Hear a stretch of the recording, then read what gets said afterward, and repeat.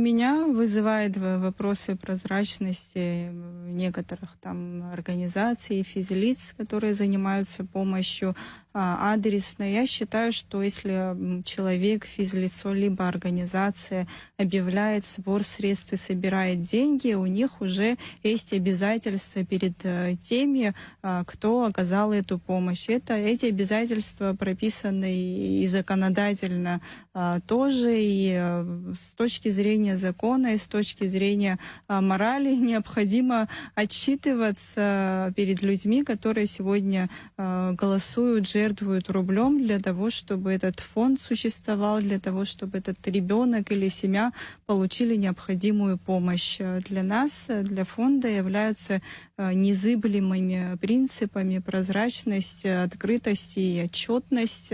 С первого дня мы выстроили прозрачную систему, что с пожертвований, которые поступают на лечение детей, мы не берем ни рубля на организацию своей деятельности, на организацию хозяйственной деятельности. Мы привлекаем партнеров, это бизнес, предприниматели, которые работают и зарабатывают в Абхазии и поддерживают наш фонд для того, чтобы мы могли работников, офис, оргтехнику и прочее необходимое для того, чтобы мы могли там, с 9 до 6 осуществлять помощь людям, тем, кто в этом нуждается.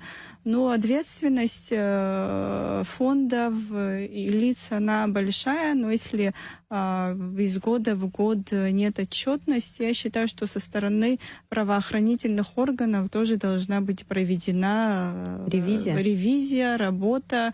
Налоговые органы проверяют в основном вот организации, зарегистрированные официально. Но есть и физлица, которые, грубо говоря, на этом наживаются, и никакую проверку они не проходят, и видя безнаказанность, они продолжают свою деятельность. Это мошенничество чистой воды.